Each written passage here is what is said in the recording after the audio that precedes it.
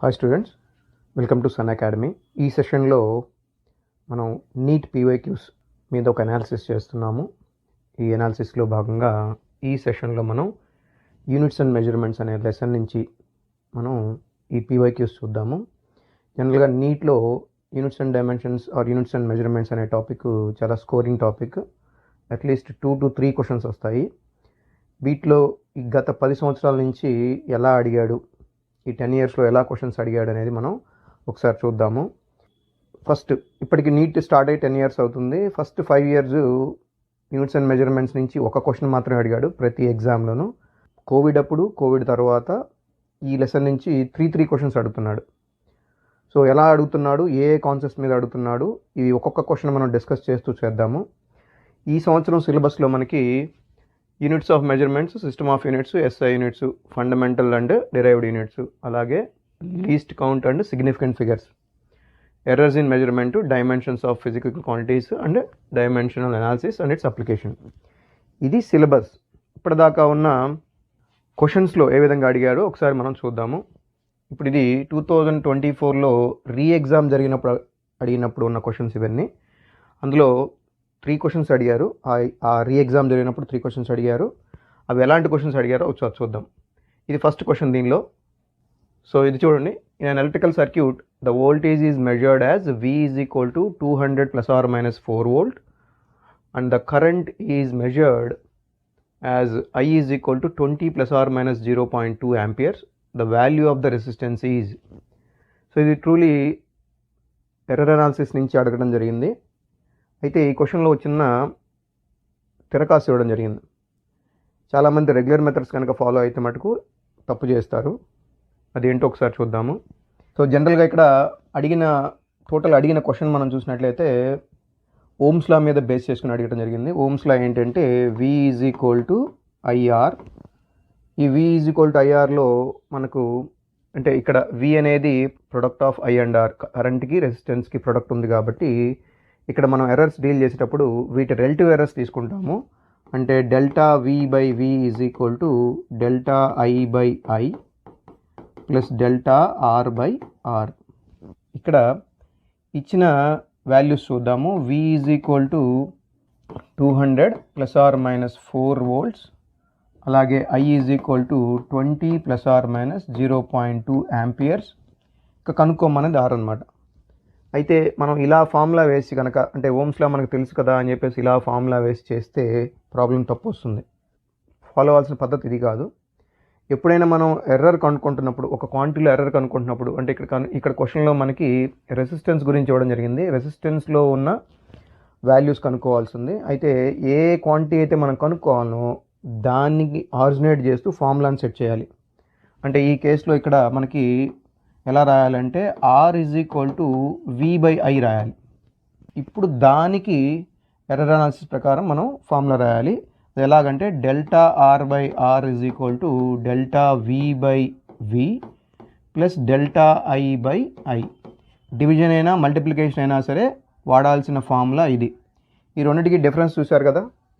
ఇక్కడ డెల్టా Vకి అంటే relative error in వోల్టేజ్లోకి originate చేస్తూ రాసాము ఈ ఫార్ములా. ఇది డెల్టా R అంటే రెసిస్టెన్స్లో రిలేటివ్ ఎర్రర్ని బేస్ చేసుకొని ఫార్ములా రాసాం. ఈ రెండింటికి డిఫరెన్స్ అది. మనం ఉన్న వాల్యూస్ దీనిలో సబ్స్టిట్యూట్ చేస్తే ఇక్కడ మనకి రాంగ్ ఆన్సర్ వస్తుంది. ఎప్పుడైనా మనం ఎర్రర్ అనాలిసిస్లో ఒక క్వాంటిటీ యొక్క ఎర్రర్ కనుక్కోవాలనుకున్నప్పుడు ఫస్ట్ ఆ క్వాంటిటీని ఆరిజినేట్ చేస్తూ ఫార్ములా రాయాలి. అలా రాయని పక్షంలో మీకు ప్రాబ్లం వస్తుంది. మీకు సిమిలర్ ప్రాబ్లం టెక్స్ట్ బుక్లో కూడా ఇవ్వడం జరిగింది. సింపుల్ పెండ్యూలం యొక్క టైం పీరియడ్ కనుక్కునే దగ్గర ఇలాంటి క్వశ్చన్ ఇవ్వడం జరిగింది. మీరు ఒకసారి చెక్ చేయండి టెక్స్ట్ బుక్ ఓపెన్ చేసి. నీట్లో ఎక్కడ టెక్స్ట్ బుక్ దాటి బయటకు వెళ్ళడు. అదొక మెయిన్ హింట్ మీకు. మీరు టెక్స్ట్ బుక్ని జాగ్రత్తగా చేస్తే చాలు. ఇక డైరెక్ట్గా మనం క్వశ్చన్లోకి వెళ్ళిపోదాం. ఇక్కడ V is equal to 200, delta V is equal to 4, I is equal to 20, delta I is equal to 0.2. మరి R కావాలంటే R is equal to V/I. So V is equal to 200, I is equal to 20 కాబట్టి మీకు ఇక్కడ 10 వస్తుంది R అనేది. ఇక మనం కనుక్కోవాల్సింది delta R. So delta R, ఈ R అడ తీసుకెళ్తే నాకు 10 ఇంటూ డెల్టా V అంటే 4 divided by 200 plus delta I అంటే 0.2 divided by 20 which will give 10 into 4/200 అంటే 2 1s are 2 2s are so 0.02 plus ఇక్కడ కూడా 2 1s are so 0.01 so which is equal to so delta R is equal to ఇది 0.03 అవుద్ది, 10 multiply చేస్తే 0.3 ohms. Okay, so ఇప్పుడు total absolute వాల్యూతో sum up చేస్తే మనకి ఏమొస్తుంది, R is equal to distance 10 వచ్చింది ప్లస్ ఆర్ మైనస్ ఎర్రర్ వచ్చేసి 0.3 వచ్చింది, 0.3 ohms అంటే ఆన్సర్ వచ్చేది సెకండ్ వన్. ఈ పద్ధతిలో వెళ్తే ఆన్సర్ మీకు 10 ప్లస్ ఆర్ మైనస్ 0.1 వస్తుంది. కాబట్టి ఇది ఈ పద్ధతి తప్పు. ఇది ఒకటి గుర్తుపెట్టుకోవాలి, చేసేటప్పుడు హరిబరిగా చేయొద్దు. క్వశ్చన్ ఒక్కసారి జస్ట్ అబ్జర్వ్ చేయండి ఎలా ఇచ్చారు అనేది. So this is the answer. Our next question is the pitch of an error free screw gauge is 1 millimeter and there are 100 divisions on the circular scale which is measuring the diameter of a thick wire. The pitch scale reads 1 millimeter and the 63rd division on the circular scale coincides with the reference line. The diameter of the wire is అని అడుగుతున్నాడు. అంటే direct question అడుగుతున్నాడు, error ఏమి లేదంటున్నాడు. కాబట్టి మనం అంత కష్టపడాల్సిన అవసరం లేదు, చాలా ఈజీ క్వశ్చన్. సో మనం ఒక టోటల్ రీడింగ్ కనుక్కోవాలి అంటే total reading is equal to pitch scale reading are PSR plus least count into circular scale reading అని మనకు ఫార్ములా తెలుసు స్క్రూ గేజ్లో. పిచ్ స్కేల్ రీడింగ్లో మీకు పిచ్ స్కేల్ మీద రీడింగ్ 1 mm అని ఇవ్వడం జరిగింది. So 1 mm plus least count into circular scale వచ్చేసి 63rd division match అయింది. So 63rd. మరి లీస్ట్ కౌంట్ ఎలాగంటే మనకు ఆల్రెడీ ఇక్కడ చూడండి స్క్రూ గేజ్లో 1 mm ఈజ్ ద పిచ్ అంటున్నాడు. అంటే ఎప్పుడైనా least count of screw gauge ఏంటి అంటే pitch by number of circular scale divisions, CSDs అంటాం, circular scale divisions. So which is equal to pitch వచ్చేసి 1 millimeter divided by 100 which gives 0.01 mm. ఇది ఇక్కడ substitute చేద్దాం.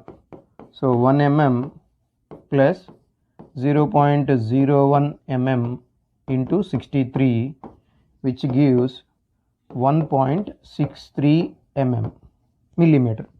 కానీ అలా మిల్లీమీటర్లో ఏ యూనిట్ ఇవ్వలేదు, వాల్యూలు ఉన్న ఇచ్చిన వాల్యూల్లో ఏ దానికి కూడా మిల్లీమీటర్ అనేది లేదు.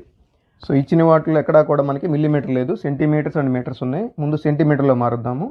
సో దీన్ని సెంటీమీటర్లో మారిస్తే ఒక డివిజన్ వెనక్కి వెళ్తుంది, అంటే 0.163 సెంటీమీటర్ అవుతుంది. సెకండ్ వన్లో అది ఉంది. So the answer is second one. ఇది చాలా డైరెక్ట్ క్వశ్చన్, ఈజీ క్వశ్చన్ ఇచ్చారు. ఇది డైరెక్ట్గా సబ్స్టిట్యూట్ చేసి కనుక్కోవడమేను. మన మెయిన్ టర్నింగ్ ఏంటంటే లీస్ట్ కౌంట్ కనుక్కోవడం అనేది టర్నింగ్. ఇక ఇది కొంచెం టఫెస్ట్ క్వశ్చన్. అంటే ఇంత కాంప్లికేట్గా అడగాలి అనుకుంటే ఇలాంటి క్వశ్చన్ అడుగుతారు, మెయిన్స్ లెవెల్లో అడిగినట్టుగా అడుగుతారు దీన్ని. సో ఈ క్వశ్చన్ ఏంటి చూడండి, the potential energy of A particle moving along x direction varies as v is equal to ax square by root x plus b. The dimensions of a square by b are అని అడుగుతున్నాడు. అంటే ఇక్కడ kinetic energy or potential energy whatever energy ఉందో, ఏ energy అయితే ఉందో దానికి ఒక ఫార్ములా లాంటిది సబ్స్టిట్యూట్ చేశాడు. ఆ ఫార్ములా ఎలా ఉందంటే ఎక్స్ డైరెక్షన్లో ఉందంటే పాత్ని బేస్ చేసుకొని ఉంది. పాత్ని బేస్ చేసుకుని ఉన్నప్పుడు ఆ dimensions of A square by B అనే క్వాంటిటీ అడుగుతుంది. అంటే మొట్టమొదట మనం ఏకి కనుక్కోవాలి డైమెన్షను, తర్వాత బీకి కనుక్కోవాలి డైమెన్షను. ఆ రెండు కనుక్కున్న తర్వాత ఆ ఏ స్క్వేర్ బై బీకి మనం చెప్పాలి. అయితే మనం క్వశ్చన్ చూసినట్లయితే ఎక్స్ అనేది పాత్, అంటే ఎక్స్ యొక్క డైమెన్షనల్ ఫార్ములా ఏమై ఉంటుంది, ఎల్ అయి ఉంటుంది, అంతేనా. పాత్ మీద డిపెండ్ అయింది కాబట్టి ఎక్స్ అనేది డైమెన్షనల్ ఫార్ములా ఎల్, డిస్టెన్స్కి సంబంధించింది.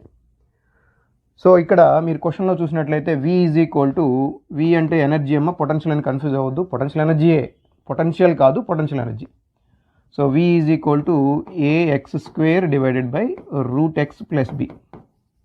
ఓకే, ఎప్పుడైనా ఇలా రెండు టర్మ్స్ కనుక ఉన్నట్లయితే ఈ టర్మ్లో దీనికి ఏదైతే డైమెన్షనల్ ఫార్ములా ఉన్నదో దీనికి కూడా అదే డైమెన్షనల్ ఫార్ములా ఉంటుంది. ఒక ఎక్స్ప్రెషన్లో ఏదైనా ఒక ఎక్స్ప్రెషన్లో రెండు టర్మ్స్ కనుక ఉన్నట్లయితే ఫస్ట్ టర్మ్ ఈ టర్మ్కైనా ఈ టర్మ్కైనా ఒకే డైమెన్షనల్ ఫార్ములా ఉంటుంది. లక్కీలీ ఇక్కడ మనకి ఫస్ట్ టర్మ్లో రూట్ ఎక్స్ మాత్రమే ఉంది కాబట్టి దాని అర్థం దీని డైమెన్షనల్ ఫార్ములా వచ్చేసి ఎల్ పవర్ హాఫ్. రూట్ ఉంది కాబట్టి ఎల్ పవర్ హాఫ్. అప్పుడు బీది కూడా సేమ్ అంతే, L power half according to హోమోజెనిటీ of the equation. L power half అంటే బీకి వాల్యూ మనకి వచ్చేసింది ఎల్ పవర్ హాఫ్. అంటే ఈ డినామినేటర్లో ఉన్న ఈ టోటల్ ఎక్స్ప్రెషన్ యొక్క dimension formula L power half. ఇప్పుడు పై దగ్గరికి వెళ్దాం. పైన మనకి ఏఎక్స్ స్క్వేర్ ఉంది కదా, అంటే ఇక్కడ ఎక్స్ అంటే ఎల్ స్క్వేర్. ఇప్పుడు మనకి ఏకి కావాలి.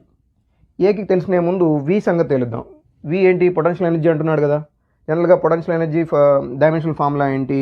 ఎం ఎల్ స్క్వేర్ T-2. ఏ ఎనర్జీకైనా, పొటెన్షియల్ ఎనర్జీ కావచ్చు, కైనెటిక్ ఎనర్జీ కావచ్చు, టోటల్ ఎనర్జీ కావచ్చు, ఏ ఎనర్జీకైనా వర్క్కైనా same dimensional formula, that is ML square T⁻².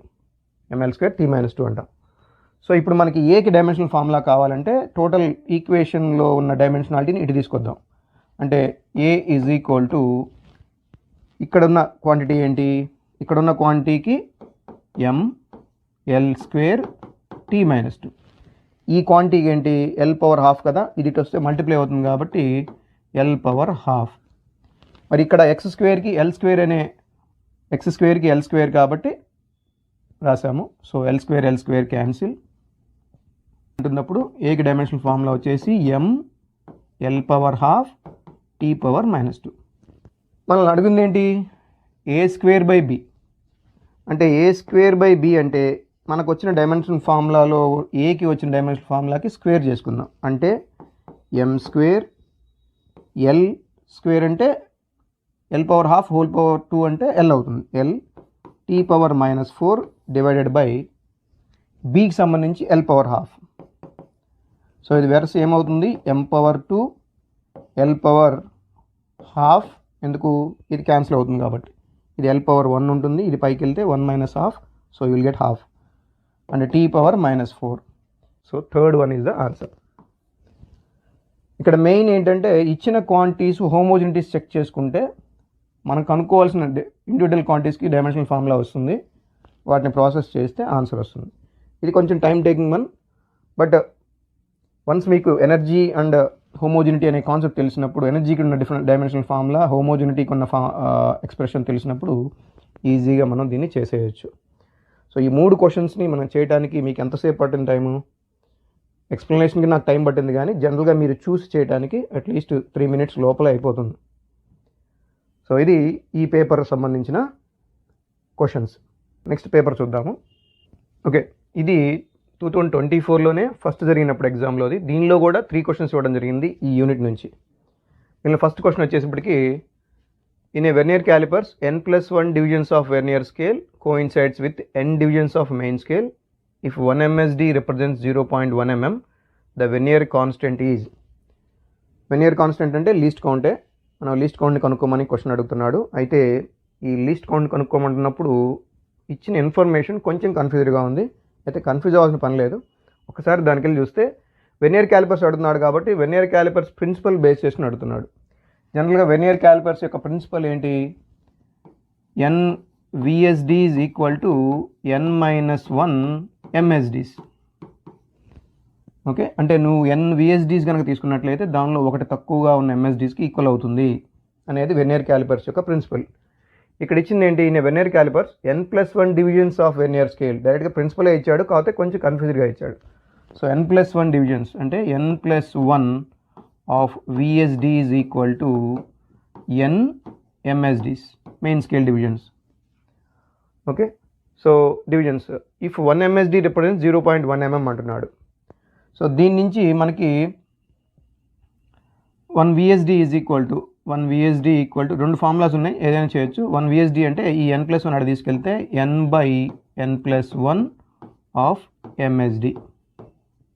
Okay, ఇలా తీసుకొని మనకి లీస్ట్ కౌంట్ అంటే వెర్నియర్ క్యాలిపర్స్లో లీస్ట్ కౌంట్కి 2 పద్ధతులు ఉన్నాయి.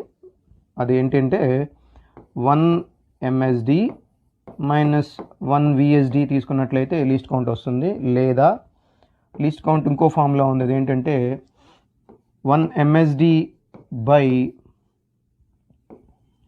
Number of VSDs. Vernier scale మీద ఎన్నైతే డివిజన్స్ ఉన్నాయో అవి వేయటం అన్నమాట. 2 ఒకటే. సో 1 MSD మైనస్ అదేంటిది n/n+1 MSD. Okay, so which is equal to 1 MSD ఇక్కడ కామన్ తీసినట్లయితే మనం 1 MSD is equal to 1/n/n+1 which is equal to 1 MSD అంటే 0.1 mm అని ఇచ్చారు, ఇంటూ ఇది వచ్చేటప్పటికి n+1 - n అంటే 1/n+1. ఇది సేమ్ అనమాట, అంటే 1 MSD by number of VSDs మనకేంటి n+1 కాబట్టి రెండు సేమ్ అయిపోయింది. So which is equal to రెండింటికి ఒకటేగా 0.1 mm బై n+1 రెండింటికి ఒకటే. అయితే ఇక్కడ క్వశ్చన్స్లో మనకి అలా ఇవ్వలేదు.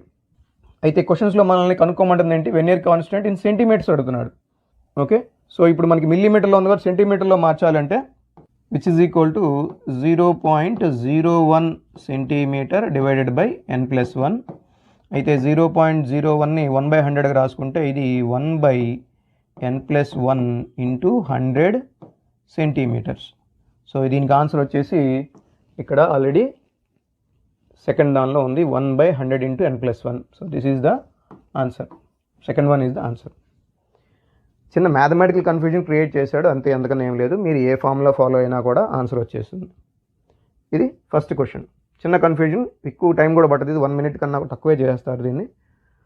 ఇక దీనిలో జస్ట్ స్టేట్మెంట్ లాగా అడిగారు, కానీ దీనిలో చేయాల్సింది చాలా ఉంది. ఇదేంటంటే the quantities which have the same dimension as those of solid angle are. Solid యాంగిల్కి ఏదైతే డైమెన్షన్ ఉంటుందో అది కావాలంటున్నాడు. అసలు సాలిడ్ యాంగిల్కి డైమెన్షనే ఉండదు. యాంగిల్కి కానీ అంటే ప్లేన్ యాంగిల్కి కానీ సాలిడ్ యాంగిల్కి కానీ డైమెన్షనల్ ఫార్ములా అనేది లేదు. అలా లేని క్వాంటిటీస్ ఏమైనా మనం వెతకాలి. ఇక్కడ పెయిర్డ్గా ఇచ్చాడు, అంటే strain and angle, stress and angle, strain and arc, regular speed and arc, stress అన్నాడు. సో వీటి ఇండివిజువల్ ఫార్ములాస్ కానీ లేదా డైమెన్షనల్ ఫార్ములాస్ కానీ తెలిస్తే దాన్ని ఈజీగా అటెండ్ చేయొచ్చు. అది ఎలాగో చూడండి. ఇక్కడ స్ట్రెయిన్ అండ్ యాంగిల్ మనకు తెలుసు, యాంగిల్కి నో డైమెన్షన్, బట్ స్ట్రెయిన్కి చూద్దాం. స్ట్రెయిన్కి వచ్చేటప్పటికి డెల్టా L/L తీసుకోవచ్చు, length by length, so no dimension formula.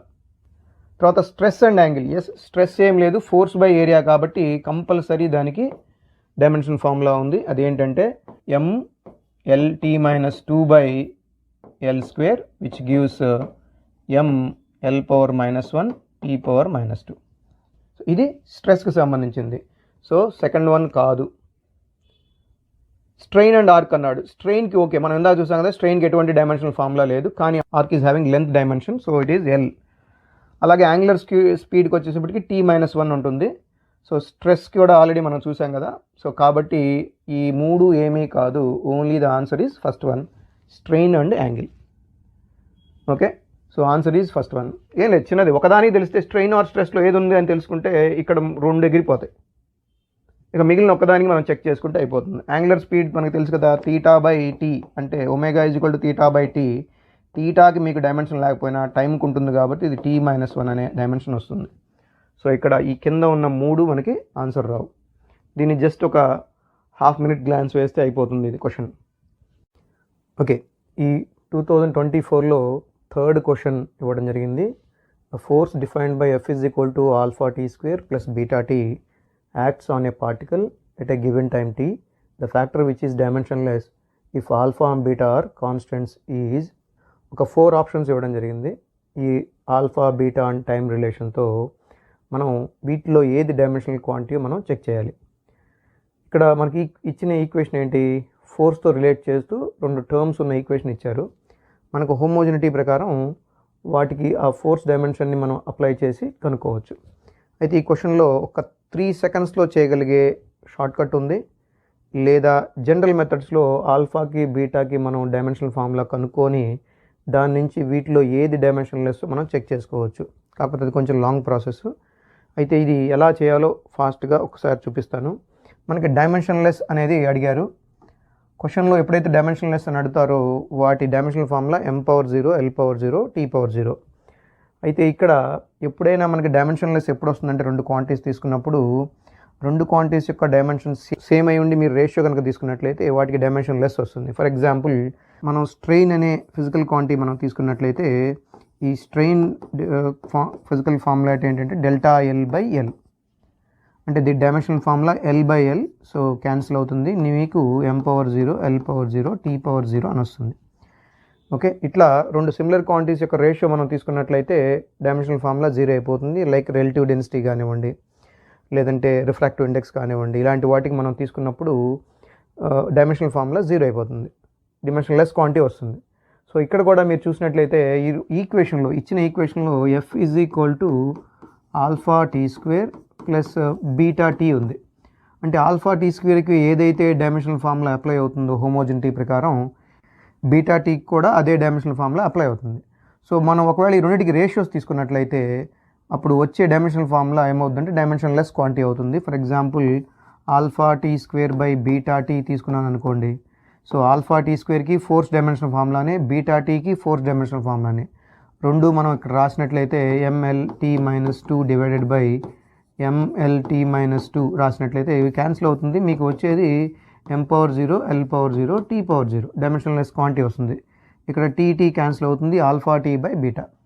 ఒకవేళ మీరు రివర్స్ తీసుకున్నా కూడా అలాగే ఉంటుంది, బట్ రివర్స్ ఉన్నది ఇక్కడ ఉందా ఒకసారి చెక్ చేసుకోవాలి.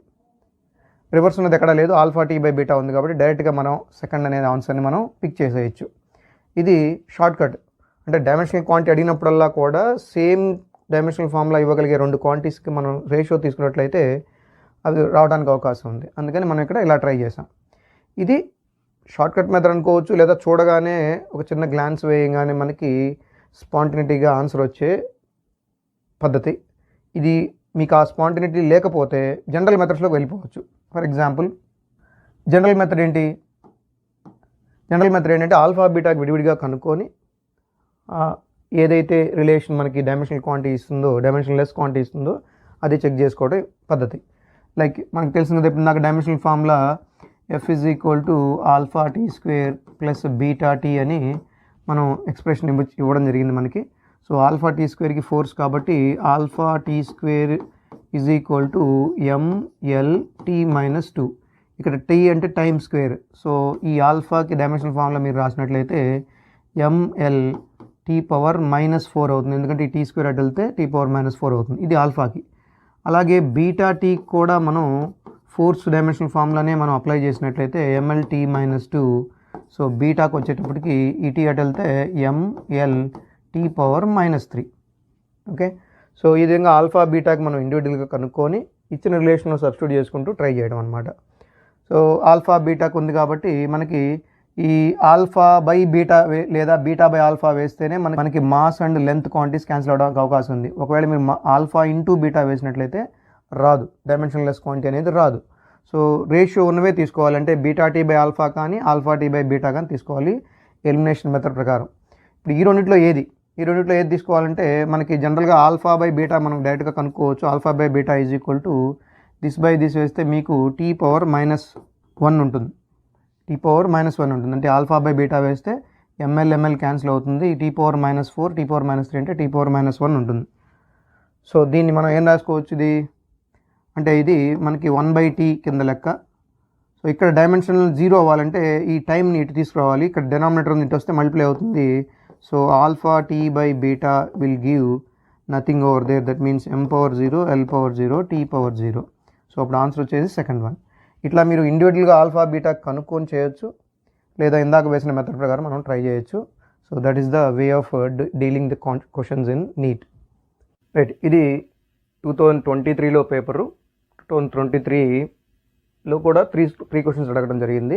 దీనిలో ఇది ఫస్ట్ క్వశ్చన్ ఏంటంటే, ఏ metal wire has mass 0.4 ± 0.002 grams, radius 0.3 ± 0.001 millimeter, and length 5 ± 0.02 centimeter.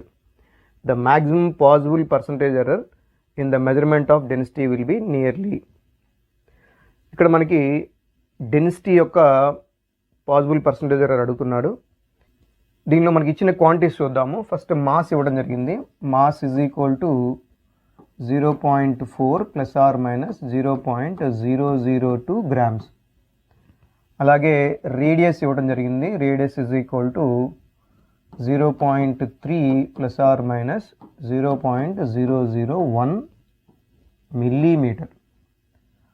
అలాగే లెంత్ ఇవ్వడం జరిగింది. L is equal to 5 ± 0.02 centimeters. మనకి గ్రామ్స్లో, మిల్లీమీటర్లో, సెంటీమీటర్లో ఇవ్వడం జరిగింది. జస్ట్ యూనిట్ కన్వర్షన్ కింద చూసుకున్నట్లయితే లేదా అన్ని CGS సిస్టంలో మార్చినట్లయితే ఈ రేడియస్ వాల్యూ వచ్చేప్పటికి మనకి 0.03 ± 0.001 సెంటీమీటర్ అవుతుంది. అన్ని CGS సిస్టంలో మార్చుకున్నట్టు అవుతుంది. ఎనీవే పర్సంటేజ్ ఎర్రర్ మనం తీసుకున్నప్పుడు రిలేటివ్ ఎర్రర్లో అవి క్యాన్సిల్ అవుతుంది. అంటే అన్నీ మార్చాల్సిన అవసరం లేదు, కానీ అలవాటు తప్పిద్ది కాబట్టి మార్చుతున్నాం. సో ఇది మనకి మాస్, రేడియస్ అండ్ లెంత్లో ఇచ్చిన ఎర్రర్స్. డెన్సిటీ మనకు ఫార్ములా తెలుసు కదా, density is equal to mass by volume. అది మనకి కరెంట్ వైర్ అంటున్నాడు కాబట్టి అది చూడటానికి సిలిండ్రికల్ ఫార్మాట్లో ఉంటుంది. సిలిండర్ ఫార్మాట్లో ఉన్న ఆ వైర్ యొక్క వాల్యూమ్ వచ్చేటప్పటికి πr² అవుతుంది. πr² అవుతుంది వాల్యూమ్. సో ఈ ఫార్ములాకి మనకి రిలేటివ్ ఎర్రర్ కాన్సెప్ట్ లేదా పర్సంటేజ్ ఎర్రర్ మనం కనుక్కోవాలనుకుంటే ΔD/D × 100 is equal to ΔM/M × 100 because we are finding percentage error plus చెప్పాను కదా, డినామినేటర్లో ఉన్న న్యూమరేటర్లో ఉన్నా సరే, ఇలా డివిజన్ అయినా మల్టిప్లికేషన్ అయినా సరే, ఈ రిలేటివ్ ఎర్రర్స్ అన్నీ కూడా మనం సమ్ అప్ చేసుకోవాలి. సో ΔM/M × 100 ప్లస్ ఇక్కడ π² ఉంది కాబట్టి 2 × ΔR/R × 100 ప్లస్ ΔL/L × 100. సో ఇది దాని relative errors and percentage errors యొక్క సమ్అప్. సో వీటిలో ఇచ్చిన వాల్యూస్ కనుక మనం సబ్స్టిట్యూట్ చేసినట్లయితే మనం ΔD కనుక్కోవచ్చు. అయితే పర్సంటేజ్ ఎర్రర్ ఆఫ్ డెన్సిటీ అడుగుతున్నాడు కాబట్టి డైరెక్ట్గా ఇదే అడుగుతున్నాడు, మనం no need to find D individually.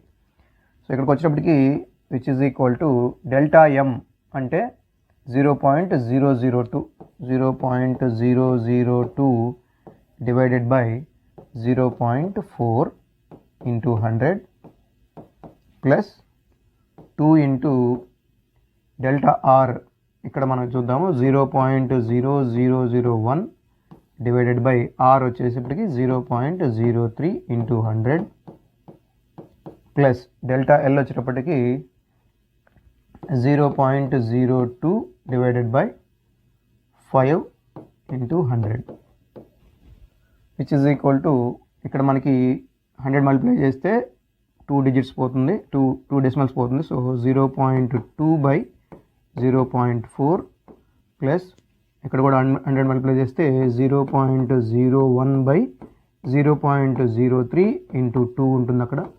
Plus ఇక్కడ కూడా 100 మల్టిప్లై చేస్తే 2/5 ఉంది. అంతా కూడా 0.2 1s are 0.2 2s are. So 1/2 plus 2/3 ఇక్కడ కూడా అంతే, డెసిమల్స్ తీసేస్తే 1/3 ఉంటుంది. 2 × 1/3 అంటే 2/3 ప్లస్ 2/5. దీనికి LCM తీసుకున్నట్లయితే 30. So 15 plus 20 plus 6 2s are 12 which gives 27 and 47/30. So 47/30 వస్తుంది కాబట్టి దీని వాల్యూ వచ్చేప్పటికి 1.57 నియర్లీ వస్తుంది. మీరు క్యాలిక్యులేట్ చేసి చూడండి. పాయింట్ తర్వాత ఒక డెసిమలే తీసుకోవాలి. సో 5 తీసుకోవాలి. అక్కడ 7 ఉంది కాబట్టి రౌండ్ చేస్తే ఇది 6 అవుతుంది. సో ద ఆన్సర్ ఈజ్ 1.6% అనమాట. Because we are finding percentage error. So answer is 1.6%. ఇది టైం తీసుకునే పద్ధతి, మీ టైం కిల్ చేసే పద్ధతే. కానీ ఫార్ములా మీకు గుర్తున్నట్లయితే డైరెక్ట్గా ఈ నోటేషన్ వేసుకుంటే మీకు ఇక్కడి నుంచి డైరెక్ట్గా ఇక్కడికి వచ్చేస్తారు. ఇది బైపీసీ వాళ్ళకి కాబట్టి ఎవ్రీ క్యాలిక్యులేషన్ నేను చూపిస్తున్నాను. బట్ వన్స్ మీరు హ్యాబిట్ అయితే ఇక్కడ మీరు డైరెక్ట్గా ఇక్కడికి వస్తారు. ఈ వాల్యూలో డైరెక్ట్గా 47/30కి వచ్చి అక్కడి నుంచి ఫైనల్ ఆన్సర్ మనం తీసుకోవచ్చు. ఓకే, నెక్స్ట్ క్వశ్చన్ చూద్దాం. ఇది కొంచెం థియరిటికల్ క్వశ్చన్, డైరెక్ట్గా మనం చూడొచ్చు. మీరు స్టేట్మెంట్ కూడా మనకి టెక్స్ట్ బుక్లో ఉంది, మన ఏ ఎర్రర్స్ని ఏ విధంగా డిఫైన్ చేశారనేది. లైక్ ఇక్కడ క్వశ్చన్ ఏంటంటే the errors in the measurement which arise due to the unpredictable fluctuations in temperature and voltage supply. So for example మనం ఏదో ఎక్స్పెరిమెంట్ చేస్తున్నాము, ఆల్ ఆఫ్ సడన్ కరెంట్ పోయింది, అప్పుడు ఎర్రర్స్లో డిఫరెన్స్ వస్తుంది. కాబట్టి అలాంటి ఎర్రర్స్ని మనం ఏం చేస్తాము అంటే, ఫర్ సపోజ్ ఇన్స్ట్రుమెంటల్ ఎర్రర్స్ అనుకుందాం. ఇన్స్ట్రుమెంటల్ ఎర్రర్స్ అంటే ఏదైనా మ్యానుఫ్యాక్చరింగ్ అప్పుడు వస్తే అలాంటి వాటిని ఇన్స్ట్రుమెంటల్ ఎర్రర్స్ తీసుకుంటాం. పర్సనల్ ఎర్రర్స్ ఇవేంటి, మనం ఏదైనా తప్పు చేస్తే అంటే మెజర్ చేసేటప్పుడు మన ఐ సైట్ ప్రాపర్గా లేకుండా చేస్తే అది పర్సనల్ ఎర్రర్స్లోకి వస్తుంది. లీస్ట్ కౌంట్ ఎర్రర్స్, ఇక్కడ కూడా మనం ఇవాల్యుయేషన్లో ఏదన్నా క్యాలిక్యులేషన్లో లీస్ట్ కౌంట్లో ఒక పాయింట్ ముందు వేరు వెనక పోయి తప్పు చేస్తాం కాబట్టి లీస్ట్ కౌంట్ ఎర్రర్స్. ఈ ర్యాండమ్ ఎర్రర్స్, ఇది అసలు మనం గెస్ చేయం, ర్యాండమ్గా వచ్చేస్తాయి. గెస్ అంటే లైట్ పోవటమో కరెంట్ పోవటమో అనేది టెంపరేచర్ అయితే ఫ్లక్చుయేషన్స్ కానీ ఇవన్నీ కూడా మనం ర్యాండమ్గా వస్తున్నాయి మనం ఎక్స్పెరిమెంట్ చేసినప్పుడు. సో అది కమ్స్ అండర్ ర్యాండమ్ ఎర్రర్స్.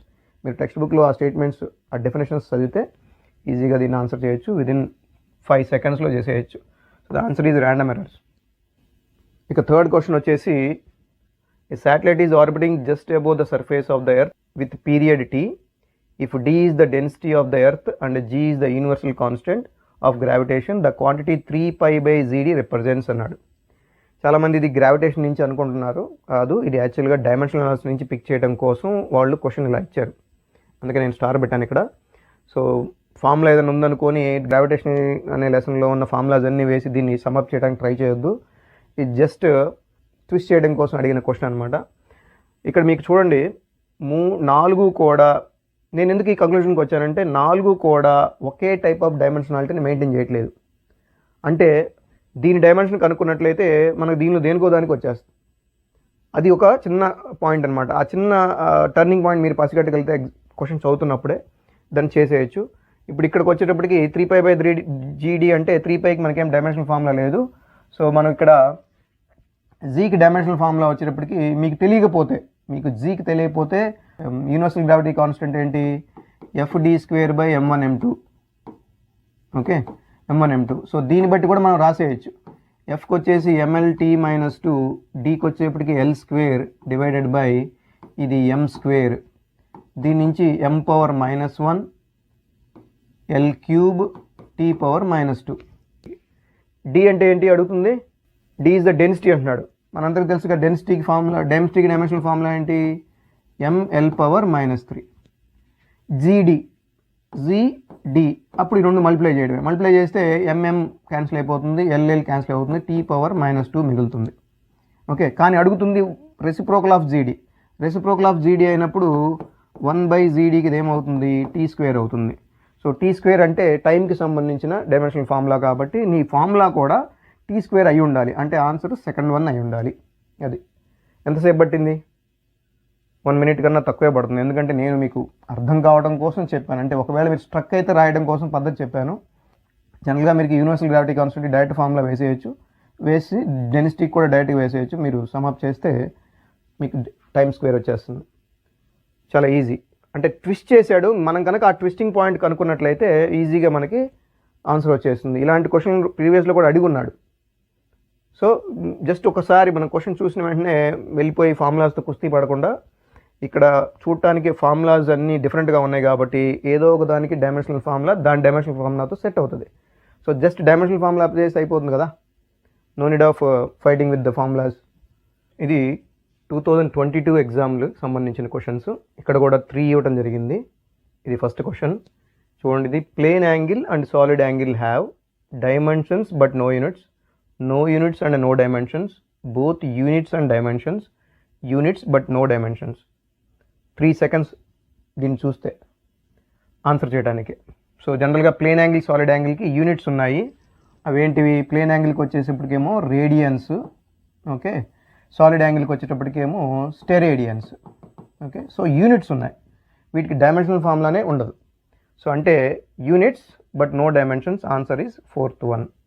ఒకసారి చూస్తే మనం గ్లాన్స్ వేస్తే వచ్చేస్తుంది, ఎందుకంటే ఇది ఆల్రెడీ బేసిక్స్లో నేర్చుకుంటాం. ఇది ఫస్ట్ క్వశ్చన్. రైట్, ఈ క్వశ్చన్ చూడండి. 2022లో అడిగిన second question. Dimensions of ml t⁻⁻2 a⁻⁻2 belong to self inductance, magnetic permeability, electric permittivity, magnetic flux. As I said, మీరు కనుక ఆ 60 to 70 ఫిజికల్ క్వాంటిటీస్ అండ్ కాన్స్టెంట్స్కి సంబంధించిన డైమెన్షనల్ ఫార్ములాస్, వాటి ఫార్ములాస్, యూనిట్స్ ఉన్న table మీరు టెక్స్ట్ బుక్లో ఉన్నది లేదా మెటీరియల్స్ ఉంటాయి, మీరు చూసుకున్నట్లయితే అవి బైహార్ట్ చేస్తే వస్తుంది. డైరెక్ట్గా మీరు ఆన్సర్ చెక్ చేసేయచ్చు. ఒకవేళ రాని పక్షంలో, గుర్తులేని పక్షంలో, కన్ఫ్యూజన్ ఉన్న పక్షంలో మీకు వీటి రిలేటివ్ ఫార్ములాస్ తెలిసి ఉండాలి. ఎందుకంటే మీరు అన్ని చాప్టర్స్ జనరల్గా చదివినా సరే అందులో ఉన్న ఫిజికల్ క్వాంటిటీస్ ఏంటో తెలుస్తాయి, అందులో వాటి రిలేషన్ ఏంటనేది తెలుస్తుంది. సో నేను ఆ ఎక్స్ట్రాక్టింగ్ మెథడ్ని ఉపయోగించి సొల్యూషన్ చెప్తున్నాను. జనరల్గా మీకు డైరెక్ట్గా తెలిస్తే ఆన్సర్ చేసేయచ్చు, బట్ ఇక్కడ ఎక్స్ట్రాక్షన్ మెథడ్ నుంచి మీకు ఆన్సర్ చెప్తున్నాను. సో ఫస్ట్ సెల్ఫ్ ఇండక్టెన్స్ చూద్దాము. సెల్ఫ్ ఇండక్టెన్స్ మనకి స్ట్రైక్ అయ్యేది ఎలక్ట్రోమాగ్నెటిక్ ఇండక్షన్ దగ్గర నుంచి. ఎలక్ట్రోమాగ్నెటిక్ ఇండక్షన్లో మనకి epsilon or EMF is equal to -L into di/dt. Okay, so L అంటే సెల్ఫ్ ఇండక్టెన్స్ అనమాట. దానికి మనం ఇప్పుడు డైమెన్షనల్ ఫార్ములా తీయాలి. సో జస్ట్ రీషఫుల్ చేస్తే దీన్ని L is equal to some epsilon into dt/di, ఊరికే జస్ట్ ఎగ్జాంపుల్ కింద రాసుకోండి. ఇలా రాసుకున్నట్లయితే ఎప్సిలాన్కి అంటే పొటెన్షియల్కి యూనిట్ వోల్ట్, టైంకి యూనిట్ సెకండ్, అలాగే కరెంట్కి యూనిట్ యాంపియర్. ఓకే, దీని నుంచి మనం రాయొచ్చు. వోల్ట్ని మనం ఇంకొంచెం క్లియర్గా రాసుకుంటే జౌల్ పర్ కూలుమ్ రాయొచ్చు, ఇది సెకండ్ పర్ యాంపియర్ ఇలాగుంటుంది.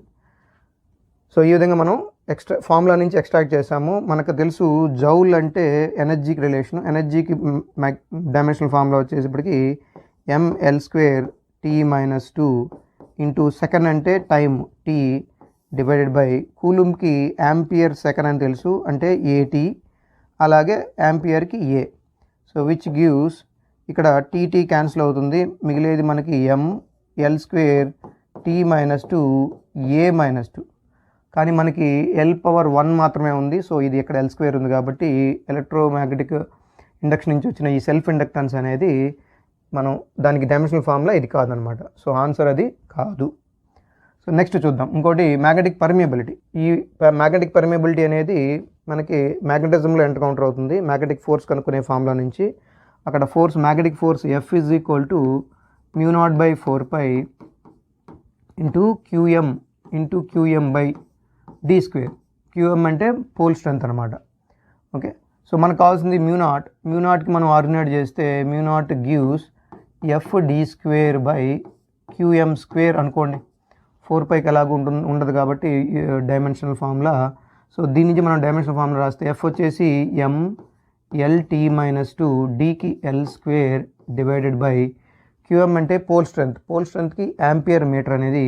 ఇక్కడ QM² ఉంది కాబట్టి A² and L². Ampere metre square అంటే ampere square, L² is the dimensional formula. ఇక్కడ L² క్యాన్సిల్ అవుతుంది. సో రిమైనింగ్ ఈజ్ mLT-2, ఈ A² పైకి వెళ్తే A⁻².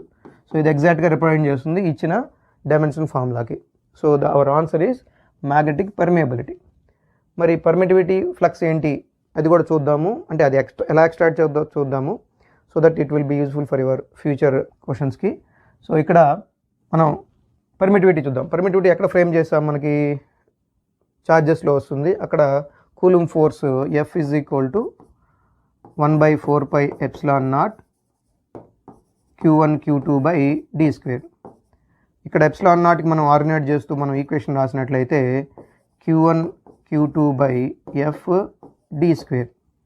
సో దీని నుంచి మనం డైమెన్షనల్ ఫార్ములా రాస్తే Q1కి చెప్పాను కదా యాంపియర్ ఇంటూ T, Q2 కూడా ampere into T divided by F వచ్చేటప్పటికి mLT-2, d² అంటే L². ఇక్కడ ఏదైనా క్యాన్సిలేషన్ పోతుందా, ఏది పోదు.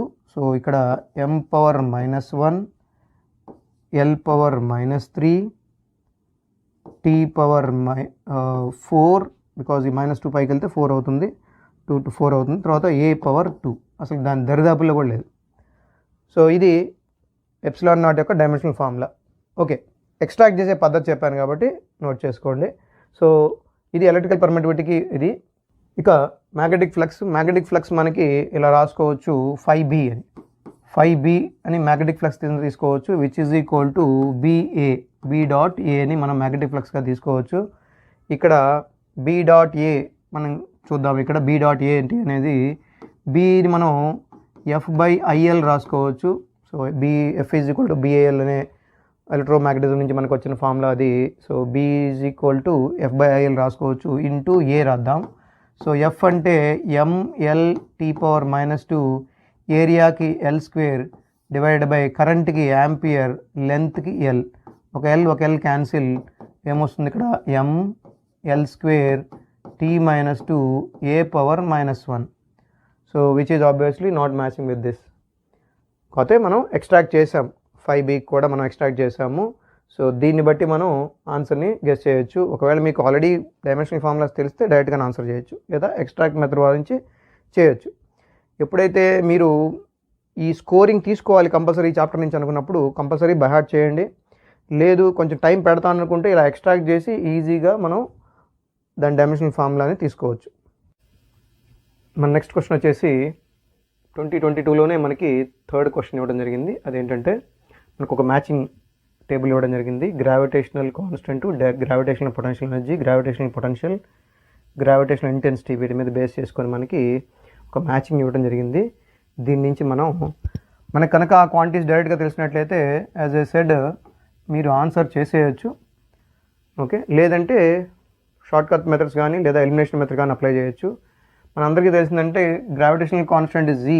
ప్రీవియస్ క్వశ్చన్స్లో కూడా చూసాము. గ్రావిటేషనల్ కాన్స్టెంట్ ఇస్ జీకి డైమెన్షనల్ ఫార్ములా వచ్చేసి m⁻⁻1 L⁻3 T⁻⁻2. Okay, so దీని నుంచి మనకి ఏం తెలుస్తుందంటే ఏ అనేది 2తో మ్యాచ్ అవుతుంది. సో ఏ అనేది 2తో మ్యాచ్ అవుతుంది.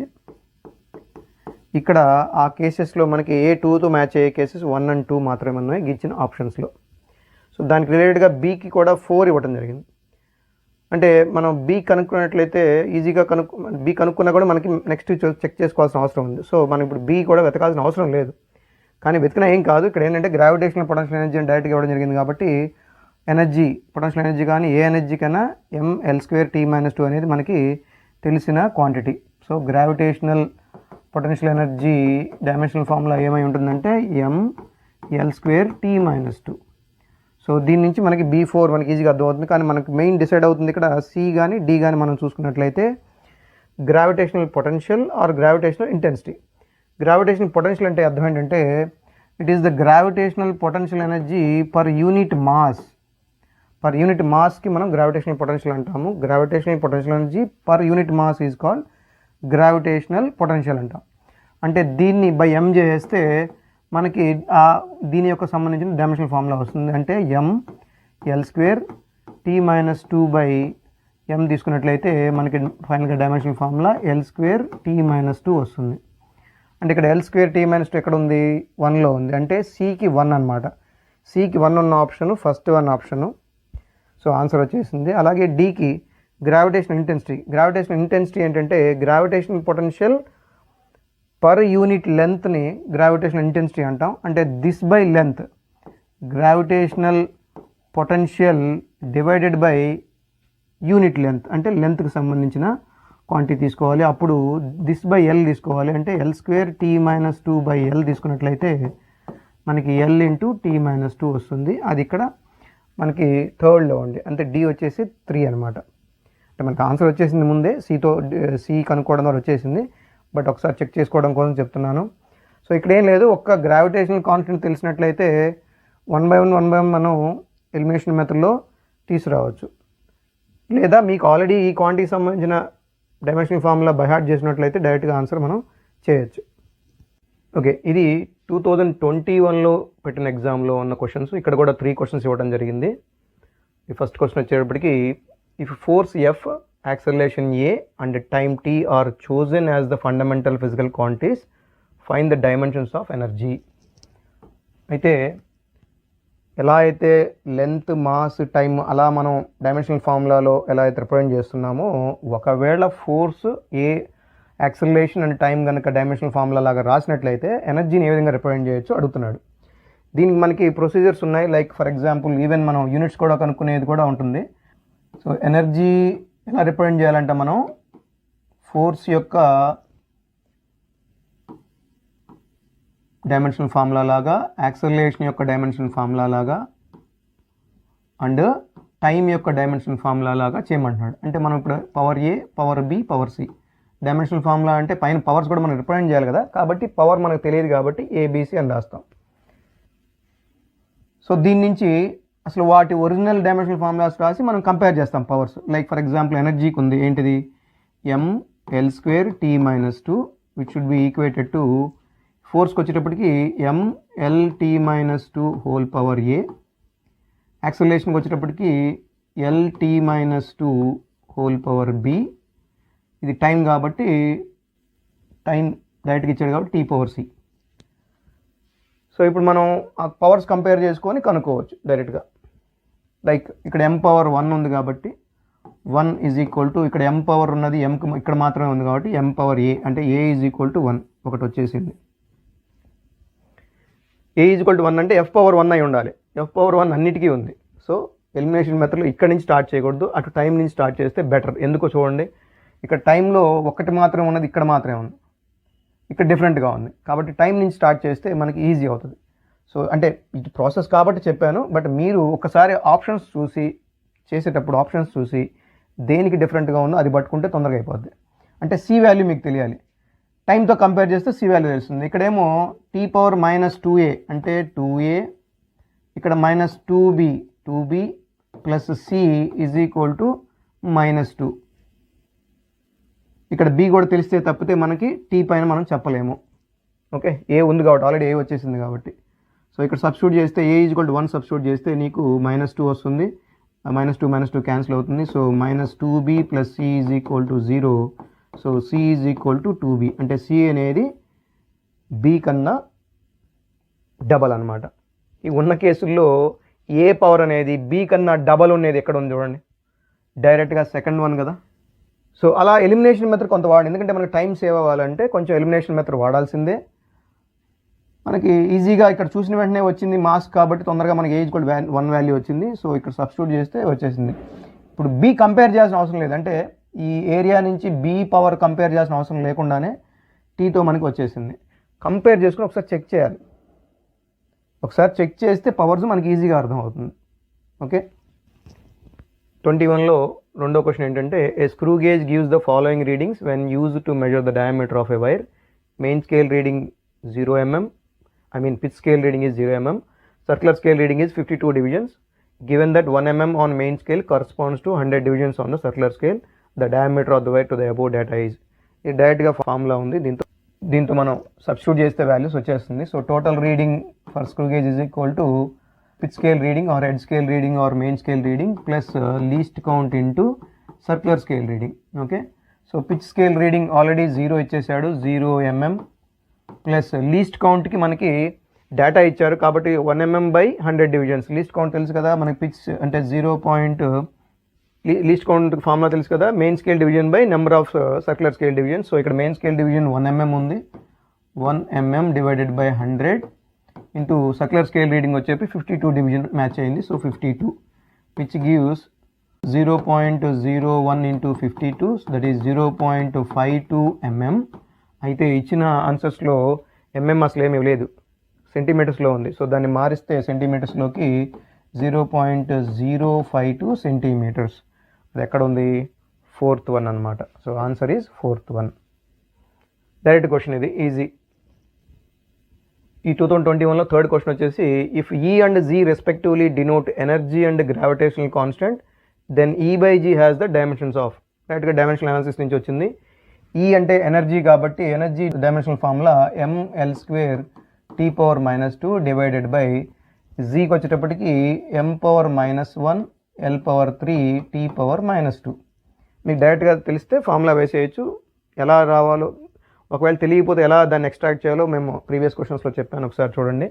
సో ఇక్కడ దీని నుంచి మనకి m power 2 l power -1 t cancel అయిపోతుంది. So m power 2 l power -1 t power 0 రాసుకోండి. సో అలా ఉన్నది ఎక్కడ ఉంది అంటే m power 2 l power -1 t power 0. ఇది ఫస్ట్ వన్ అనమాట ఆన్సర్.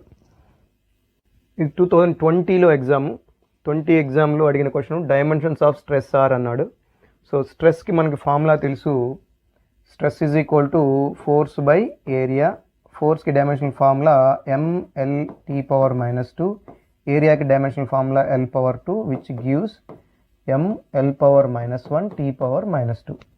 మీరు ఒకవేళ డైరెక్ట్గా స్ట్రెస్కి మీకు తెలుసు అనుకుంటే డైరెక్ట్గా ఆన్సర్ చేసేయచ్చు. సో ఇక్కడ ఆన్సర్ వచ్చేసి ఫస్ట్ వన్ అనమాట. నెక్స్ట్ క్వశ్చన్ వచ్చేసి, a screw gauge has least count 0.01 mm and there are 50 divisions in the circular scale. The pitch of the screw gauge is అని అడుగుతున్నాడు. Pitch of the screw gauge అడుగుతున్నాడు. జనరల్గా least count మనకు తెలుసు కదా, pitch by number of circular scale divisions. Okay, so అడుగుతుంది pitch కాబట్టి pitch is equal to least count వచ్చేసి 0.01 mm ఇంటూ ఎన్ని circular scale divisions, 50 circular scale divisions. So which gives 0.5 mm. Okay, 0.5 mm ఉందా? అది yes ఉంది. Fourth one 0.5 mm. So ఇది third question. చాలామంది kinetic theory నుంచి అడిగారు అనుకుంటున్నారు. లైక్ యాజ్ యూజువల్ మిమ్మల్ని ట్విస్ట్ చేయడానికి అడిగాడు. ఇక్కడ మీరు గమనించినట్లయితే the mean free path for a gas with molecular diameter d and number density n can be expressed as. ఇది డైరెక్ట్ ఫార్ములా ఉంది మీరు కైనెటిక్ థియరీ ఆఫ్ గ్యాసెస్ చదివినట్లయితే. అయితే మనకి అవగాహన లేకపోతే చెప్పాను కదా ట్విస్ట్ చేసి మనం ఎలా చేసుకోవచ్చు. ఇక్కడ చూసినట్లయితే ఫార్ములా పూర్తిగా డిఫరెంట్గా ఉంది. అంటే వీటి డైమెన్షనల్ ఫార్ములాస్ డిఫరెంట్ ఉంటాయి. అంటే మీన్ ఫ్రీ పాత్కి ఏదైతే డైమెన్షనల్ ఫార్ములా మనం పట్టుకున్నట్లయితే వీటిలో ఏదో ఒకదానికి ఒకటి వచ్చి ఉండాలి. అది ఏంటో ఒకసారి చూద్దాం. మీన్ ఫ్రీ పాత్ అంటున్నాడు కాబట్టి దాని dimensional formula, mean free path అంటే it's like distance only. So దాని డైమెన్షనల్ ఫార్ములా ఎల్ అయి ఉండాలి. అంటే ఎల్తో సమానమైన ఇదేదో అయి ఉండాలి. ఓకే, ఇవి ఏంటో చూద్దాం. ఒకటేంటి విత్ మాలిక్యులర్ డయామీటర్, అంటే డి అంటేనేమో మాలిక్యులర్ డయామీటర్ యొక్క డైమెన్షనల్ ఫార్ములా ఏంటి? ఎల్. ఇక్కడ డి స్క్వేర్ ఉంది, ఇక్కడ డి ఉంది, డి స్క్వేర్ ఉంది, డి స్క్వేర్ ఉంది. అంటే డినామినేటర్లో నీకు ఎల్ స్క్వేర్ వస్తుంది అంతేనా? ఇక్కడ డినామినేటర్లో ఉంది ఎల్ స్క్వేర్ వస్తుంది. మరి సార్ ఇక్కడ మిగిలినవన్నీ కాన్స్టెంట్స్ కదా సార్? కాదు. ఎన్ అనేది నెంబర్ డెన్సిటీ. జనరల్గా మాస్ డెన్సిటీ అంటే ఇక్కడ డి ఉంది కదా, సో రో అనుకుందాం. మాస్ డెన్సిటీ అంటే మాస్ బై వాల్యూమ్ తీసుకుంటాం. ఓకే, అదే నెంబర్ డెన్సిటీ అంటే నెంబర్ డెన్సిటీకి ఏంటంటే నెంబర్ బై వాల్యూమ్ తీసుకోవాలి. సో నెంబర్ బై వాల్యూమ్ అంటే నెంబర్కి డైమెన్షనల్ ఫార్ములా ఉండదు, బట్ వాల్యూమ్కి ఉంటుంది. అది ఏంటంటే ఎల్ క్యూబ్. సో ఇక్కడ పైకి వచ్చేటప్పటికి L-3 అవుతుంది. అంటే ఇక్కడ వీటిల్లో అన్ని డినామినేటర్లో ఉన్నాయి కాబట్టి 1/n² కానీ n కానీ తీసుకోవాలి. సరే, ఏదో ఒకటి తీసుకుందాం. n² తీసుకుందాం. n² తీసుకున్నట్టయితే అదేమవుతుంది? L⁻⁻6 అవుతుంది. d² అంటే L² అవుతుంది. L⁻⁻4 వస్తుంది. పైకి వెళ్ళేటప్పటికి L⁻4 అయింది. కానీ మనకు కావాల్సిన L కదా, సో అది కాదు. దీనికి చెక్ చేద్దాం. ఇప్పుడు ఇది కింద ఉంది కాబట్టి 1/L⁻⁻3 ఇదేమో L. క్యాన్సిల్ అయితే నీకు L⁻⁻2 వస్తుంది. అది పైకి వెళ్తే L² వస్తుంది. సో అది కాదు. ఇక్కడికి వచ్చేటప్పటికి కింద నీకు 1/L⁻⁻3 ఇదేమో L². d²ని మనం L² రాసుకుంటాం. తీసుకుంటే L⁻⁻1 మిగులుతుంది ఇక్కడ. అది పైకి వెళ్తే L వస్తుంది. సో ND²కి మాత్రమే L వస్తుంది. మిగిలింది మనం చెక్ చేసుకోవాల్సిన అవసరం లేదు. Third one is the answer. So just అంటే మీకు తెలియకపోతే చెప్పాను నేను ఆల్రెడీ ఇందాక చెప్పినట్టుగా. మీకు తెలిసింటే డైరెక్ట్ ఫార్ములా వేసేయచ్చు. తెలియకపోతే చూడగానే అది మనకి డైమెన్షనల్ ఫార్ములాతో చెక్ చేసిన విధంగా ఉంది కాబట్టి దాంతో చేస్తే తొందరగా అయిపోతుంది. The main intention of the question framing is this one. అంటే మీరు డైమెన్షనల్ ఫార్ములా వాడి చేస్తారా, గుర్తుపెట్టుకొని వేస్తారా అనేది వాడు చెక్ చేస్తున్నాడు. ప్యూర్లీ మనం చెప్తున్నాను కదా, మనం ప్యూర్లీ స్కోరింగ్ మీద డిపెండ్ అయ్యి ఇదే చాప్టర్ మీద డిపెండ్ అయ్యే వాళ్ళకి పద్ధతి ఇలా నేర్చుకుంటే తొందరగా ఆన్సర్ వస్తుంది. మనం తొందరగా దాన్ని స్కోర్ చేసుకుంటాం. గుర్తుపెట్టుకుంటే ఓకే, దట్స్ ఓకే, ఈజీగా దాన్ని ఆన్సర్ చేస్తారు. సో ఈ క్వశ్చన్ వచ్చేసి 2019లో అడిగారు. ఇక్కడ 2019లో 2 క్వశ్చన్స్ ఇవ్వడం జరిగింది. దానిలో first question the unit of thermal conductivity is అని అడుగుతున్నాడు డైరెక్ట్గా. సో ద యూనిట్ అడుగుతున్నాడు కాబట్టి మనం యూనిట్తో మెన్షన్ చేయొచ్చు. ఇది యూనిట్స్ అండ్ మెజర్మెంట్స్ కింద వస్తుంది. ఇక్కడ మనం ఎలా మ్యానిపులేట్ చేయాలంటే థర్మల్ కండక్టివిటీ ఏంటి అంటే మనకి హీట్ కరెంట్ ఫార్ములా తెలుసు. అదేంటంటే dH/dt heat current is equal to K thermal conductivity into A/L particular temperature difference. Okay, heat passing through a unit area per unit length with certain temperature difference ఉన్నప్పుడు ఆ heat current వెళ్తుంది. అది formula ఇది వచ్చేసి అనమాట. dH/dt is equal to Ka/L into ΔT. అయితే మనకు కావాల్సింది K. ఇదే థర్మల్ కండక్టివిటీ. మనకి unit coefficient of thermal conductivity అంటాము. సో దానికి కావాలి అంటే Kకి రిప్రజెంట్ చేయాలంటే అవన్నీ తీసుకొస్తే dH/dt into L/A into ΔT. So DH అంటే హీట్కి వచ్చేసి జౌల్స్, లెంత్కి వచ్చేటప్పటికి meter divided by time second, ఇది ఏరియా మీటర్ స్క్వేర్, ఇది టెంపరేచర్ కాబట్టి కెల్విన్.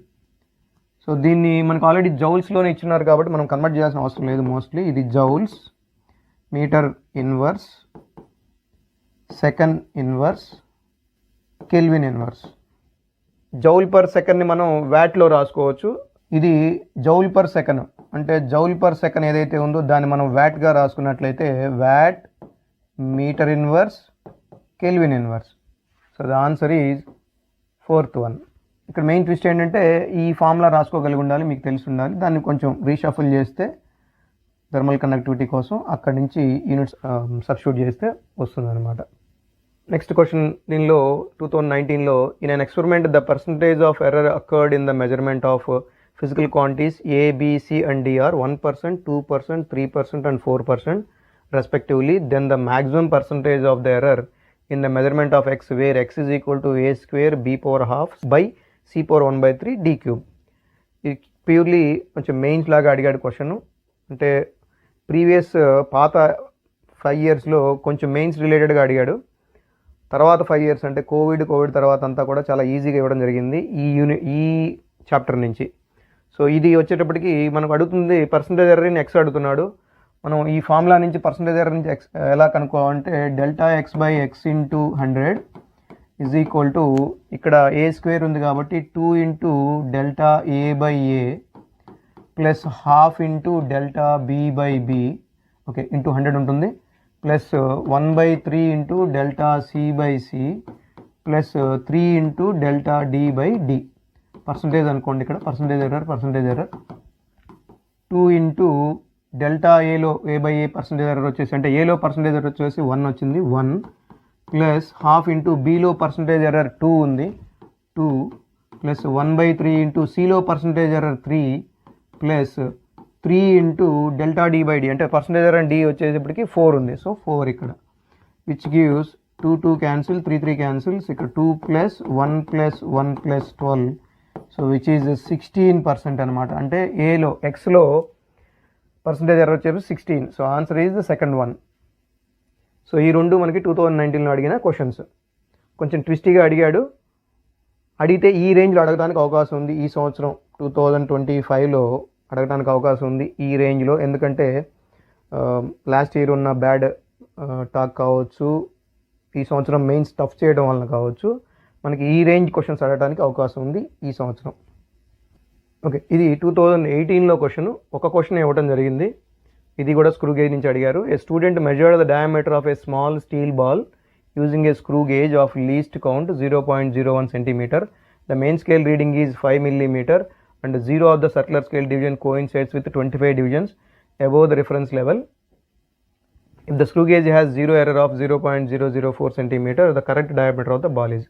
మేబీ సెంటెన్స్లో కొంచెం తప్పు ఉంది ఇక్కడ, బట్ ఎగ్జాక్ట్ మీనింగ్ ఏంటంటే లీస్ట్ కౌంట్ ఇవ్వడం జరిగింది. ఈ స్క్రూ గేజ్ యొక్క లీస్ట్ కౌంట్ డైరెక్ట్గా ఇచ్చేసారు. అదేంటంటే 0.001 centimeter ఇచ్చారు. అలాగే మనం బాల్ పెట్టినప్పుడు అక్కడ ఉన్న మెయిన్ స్కేల్ రీడింగ్ అంటే pitch scale PSR is equal to 5 mm ఇచ్చారు.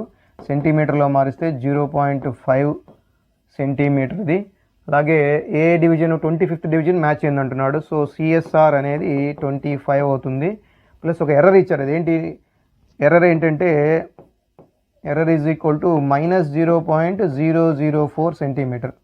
మైనస్ ఇచ్చారు అంటే అది నెగిటివ్ ఎర్రర్. మనం ఇప్పుడు టోటల్ రీడింగ్ కనుక్కునేటప్పుడు ఏం చేస్తామంటే total reading is equal to PSR plus least count into CSR minus error అని రాస్తాం.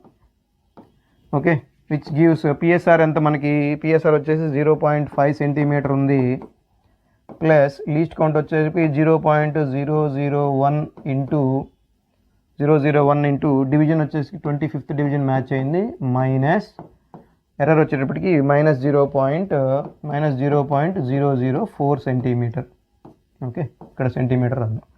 Which is equal to 0.5 centimeter.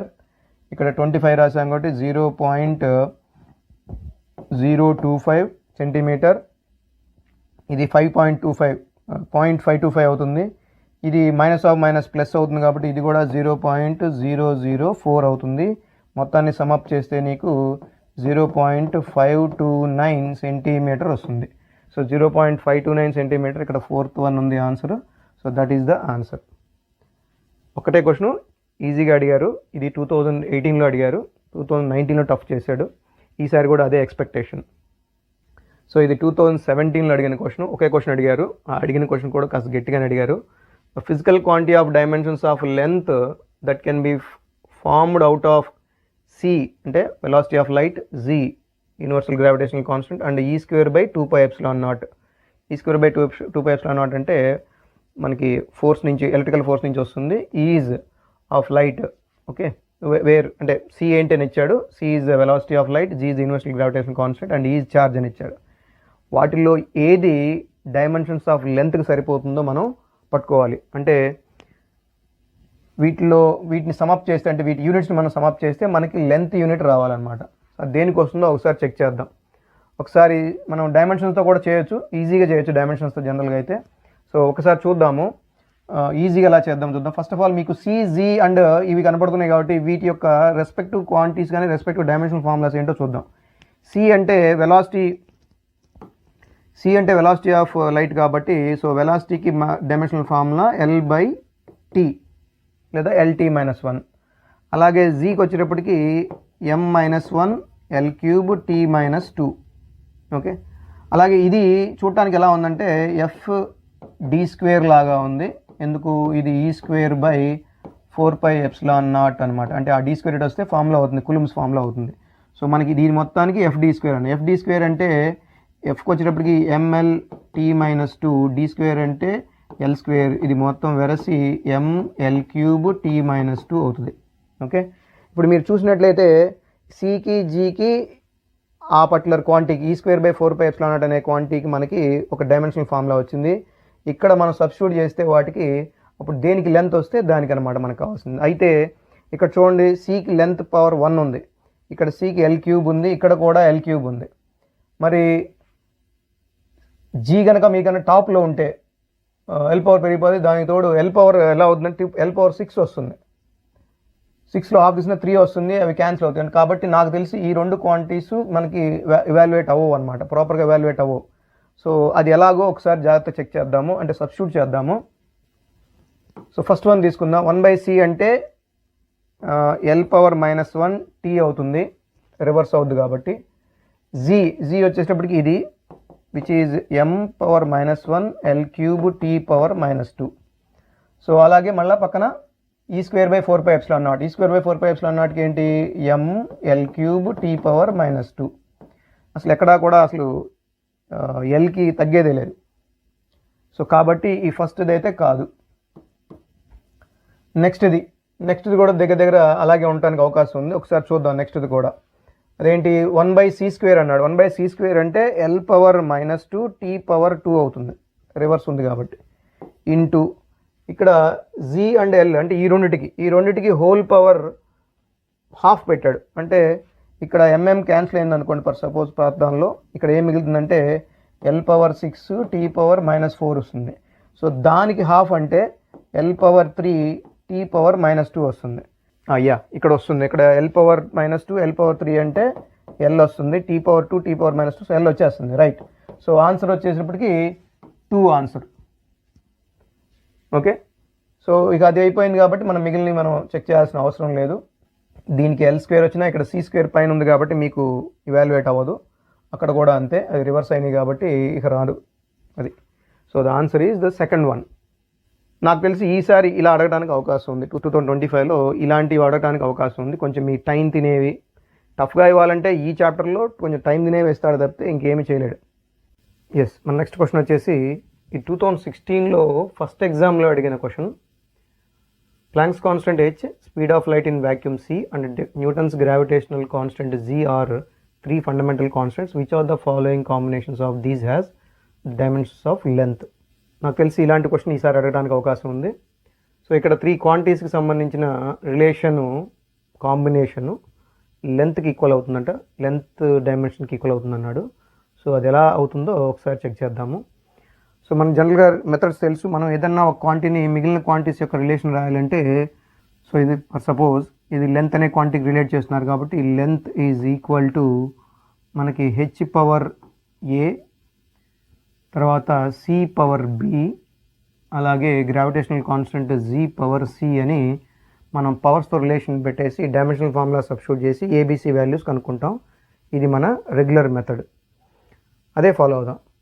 So L అంటే డైమెన్షనల్ ఫార్ములా వచ్చేటప్పటికి ఎల్ అవుతుంది, m power 0 l power 1 t power 0 which is equal to H dimensional formula మనకు తెలియకపోతే h/nu రాసుకొని కూడా రాసుకోవచ్చు. అది m l square t power -1 whole power a into c అంటే వెలాసిటీ ఆఫ్ లైట్ కాబట్టి స్పీడ్ ఆఫ్ లైట్ కాబట్టి l t power -1 whole power b. Universal constant గ్రావిటీకి m power -1 l cube t power -2కి whole power c. ఇలా వాటి quantities యొక్క పవర్స్తో మనం రాసిన తర్వాత ఇప్పుడు మనం కంపేర్ చేద్దాం. ఈ క్వాంటిటీస్ కనుక కంపేర్ చేసినట్లయితే, పవర్స్ కంపేర్ చేసినట్లయితే మనకి ఏబీసీలు రావడానికి అవకాశం ఉంది. ఇక్కడ m పవర్ 0 ఉంది, ఇక్కడ m పవర్ ఏముందో చెక్ చేద్దాం. m పవర్ ఇక్కడ a, ఇక్కడ m పవర్ -c ఉంది. అంటే a minus c will be equal to 0 or a equal to c అనమాట. ఇది ఒక రిలేషన్ వచ్చింది మనకి. a ఈక్వల్ టు c అంటే హెచ్కి జీకి సేమ్ పవర్ అయి ఉండాలి. ఇక్కడ హెచ్కి జీకి సేమ్ పవర్ ఎలా ఉంది? సేమ్ అండ్ పాజిటివ్ పవర్ అయి ఉండాలి. అంటే ఇక్కడ హెచ్కి జీకి సేమ్ పవర్ ఉంది, ఇక్కడ హెచ్కి జీకి సేమ్ పవరే, కానీ ఇది డినామినేటర్లో ఉంది కాబట్టి 3 కాదు, సేమ్ ఇక్కడ 4 కూడా అంతే. అంటే ఇక్కడ హెచ్కి జీకి సేమ్ పవర్ ఉంది, అంటే 1 or 2 అయి ఉండాలి. సో ఎలిమినేషన్ మెథడ్లో ఆ రెండు వదిలేసాం. ఈ రెండిట్లో ఏంటి అనేది పట్టుకుందాం. మిగిలిన రిలేషన్ చూద్దాం. ఇప్పుడు t పవర్ 0 ఉంది కదా, ఇప్పుడు t పవర్ 0కి సంబంధించిన క్వాంటిటీస్ చెక్ చేద్దాం. ఇక్కడ t పవర్ -a ఉంది, అంటే -a.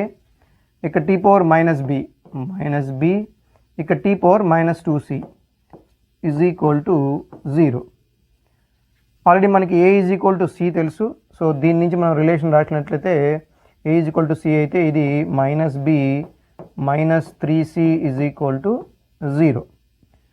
లేదా దీని నుంచి c is equal to -b/3. అంటే c అనేది నెగిటివ్లో ఉంది. c is equal to -b/3 లేదా b ఈజ్ ఈక్వల్ టు మనం ఏం రాసుకోవచ్చు అంటే -3c అని రాసుకోవచ్చు. అంటే b పవరు నెగిటివ్లో ఉంటుంది. అంటే ఇక్కడ b ఎవరికి ఉంది? cకి ఉంది. అంటే c నెగిటివ్లో ఉండాలంటే ఎక్కడ ఉండాలి? అది డినామినేటర్లో ఉండాలి. ప్లస్ అది ఎలా ఉండాలి? 3 టైమ్స్ ఆఫ్ ద c ఉండాలి. 3 టైమ్స్ ఆఫ్ ద c అంటే ఇక్కడ ఈ రెండిట్లో మనకి స్క్వేర్ రూట్ ఉంది కాబట్టి, అంటే c అనేది హాఫ్ అయి ఉండాలి. 3 టైమ్స్ అంటే 3/2 అయి ఉండాలి. అది కింద ఉండాలి, అంటే డినామినేటర్లో ఉండాలి. సో ఆన్సర్ వచ్చేసి ఫస్ట్ వన్ అనమాట. ఓకే, లేదు మనం సబ్స్టిట్యూట్ చేసి కనుక్కుంటానంటే లెంత్కి సంబంధించిన వాటిని కనుక్కుంటే సరిపోతుంది. ఇక్కడ లెంత్ పవర్ 1 ఉంది కాబట్టి ఇక్కడ లెంత్ పవర్ 2a, ఇక్కడ లెంత్ పవర్ b, ఇక్కడ లెంత్ పవర్ 3c ఉంది. So 2a plus b plus 3c is equal to 0. దీన్ని కనుక మనం సాల్వ్ చేసినట్లయితే మనకి b is equal to 3c వచ్చింది, మనకి a ఈజ్ ఈక్వల్ టు cనే. ఇవి సబ్స్టిట్యూట్ చేసినట్లయితే a is equal to c అంటే 2c, b అంటే -3c, ఇక్కడ plus 3c is equal to 1. So ఇక్కడ 0 రాసానా, ఇక్కడ 1 రాయాలి. So is equal to 1. So 3c cancel, 2c is equal to 1 కాబట్టి this implies c is equal to half. అంటే a is equal to కూడా హాఫే, but b is equal to ఏమవుతుందంటే -3/2 అవుతుంది. అంటే ఇక్కడ డినామినేటర్లో 3/2 వస్తుంది. సో రిలేషన్ వచ్చేసి 1 అనమాట. సో మనం ఇట్లా రెగ్యులర్ మెథడ్ అన్నట్టు చేసుకోవచ్చు. రెగ్యులర్ మెథడ్ చేస్తున్న టైంలోనే స్మాల్ కంపారిజన్ ద్వారా ఎలిమినేషన్ మెథడ్స్లో రైట్ అప్రోచ్ మనం వెళ్ళవచ్చు. ఇది 2016లో అడిగిన సెకండ్ ఎగ్జామ్లో ఒక క్వశ్చన్ అడిగారు, అది కూడా ఇదే అడిగారు. చాలామంది ఇది కాదు అనుకున్నారు, అసలు అడగలేదు అనుకున్నారు 2016లో, కానీ అడిగారు ఇది. ఇదేం చూడండి. A car is negotiating a curved road of radius r. The road is banked at an angle theta. The coefficient of friction between the tires of the car and the road is mu s. The maximum safe velocity on the road is అన్నాడు. చూస్తే ఇది మనకి banking నుంచి వచ్చిన question అనుకుంటున్నారు, road banking నుంచి వచ్చిన question అనుకుంటున్నాము, కానీ అది కాదు. ఇది యూనిట్స్ నుంచి ఈజీగా రాసేయచ్చు. మీరు చూసినట్లయితే ఈక్వేషన్లో ఈ పార్ట్ ఏదైతే ఉందో ఈ పార్ట్ అన్నిటికీ కామన్గా ఉంది, అంతేనా? ప్లస్ అది డైమెన్షన్లెస్, ఆ పార్ట్ వరకు డైమెన్షన్లెస్. ఎందుకంటే మ్యూఎస్కి డైమెన్షన్ లేదు, టీటా యాంగిల్ కాబట్టి దానికి డైమెన్షన్ లేదు. రెండు మల్టిప్లై చేసినా కూడా యూనిట్ రాదు మీకు. సో ఈ సెకండ్ పార్ట్ ఏదైతే ఉందో వీటిలో వాటికి డైమెన్షన్ లెస్. ఇక ముందు వాటిని చెక్ చేసుకుంటే యూనిట్ ఈజీగా మనకు అర్థమైపోద్ది. అడుగుతుంది వాడు ఏమంటున్నాడంటే the maximum safe velocity on the road is, అంటే వెలాసిటీకి సంబంధించింది అడుగుతున్నాడు. సో వెలాసిటీ డైమెన్షనల్ ఫార్ములా లేదా వెలాసిటీకి యూనిట్ వచ్చేసి మీటర్ పర్ సెకండ్. సో అందులో ఉన్న క్వాంటిటీస్ మీటర్ పర్ సెకండ్ ఇవ్వగలిగితే అదే ఈ ఆన్సర్ అనమాట. సో ఈ మీటర్ పర్ సెకండ్ వచ్చే యూనిట్ ఏదైతే ఇస్తుందో దాన్ని మనం పిక్ చేయొచ్చు. ఫస్ట్ పిక్ చేద్దాం. ఫస్ట్ది స్క్వేర్ రూట్ ఉంది కాబట్టి square root of meter per second square into R square అంటే meter square. So meter cube by second square వచ్చింది. రూట్లోని బయట తీసుకొస్తే మీకు మీటర్ పర్ సెకండ్ రాదు.